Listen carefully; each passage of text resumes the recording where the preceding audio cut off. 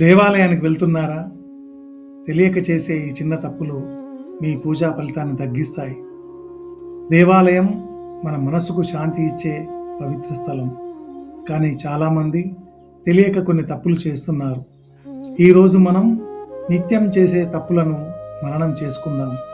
అంతకంటే ముందు ఈ ఛానల్ని సబ్స్క్రైబ్ చేసుకొని వారు ఉంటే సబ్స్క్రైబ్ చేసుకోండి. ముందుగా దీపారాధన చేసేటప్పుడు ఒక దీపంతో మరొక దీపాన్ని వెలిగించకండి. దీపాన్ని నోటితో ఆర్పకండి. దీపం వెలిగించిన వెంటనే బయటకు వెళ్ళకండి. నమస్కార విధానం: దేవుడి ముందు నేరుగా నిలబడి నమస్కారం చేయకండి. ప్రక్కగా నిలబడి వినయంతో ప్రార్థించండి. తీర్థం తీసుకునేటప్పుడు ఒకేసారి 3 సార్లు కాదు, విడివిడిగా గౌరవంగా తీసుకోవాలి. ప్రసాదం దేవుని ఆశీర్వాదం. దాన్ని పారేయడం కాదు, భక్తితో స్వీకరించాలి. శివుడు ఆలయంలో శివలింగం మరియు నంది మధ్యలో ఎప్పుడూ నడవకండి.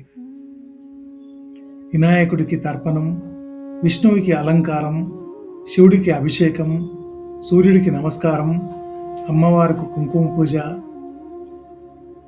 ఇవి చేస్తే దేవుని అనుగ్రహం లభిస్తుంది. దేవాలయానికి వెళ్ళినప్పుడు మొదట ధ్వజస్తంభాన్ని దర్శించాలి. తర్వాత దేవుని పాదాల నుండి శిరస్సు వరకు దర్శించాలి.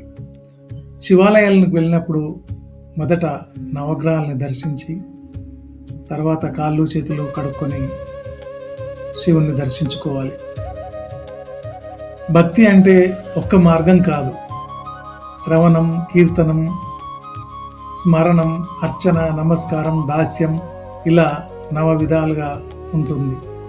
ఏ రూపంలో చేసినా దేవుడు సంతోషిస్తాడు.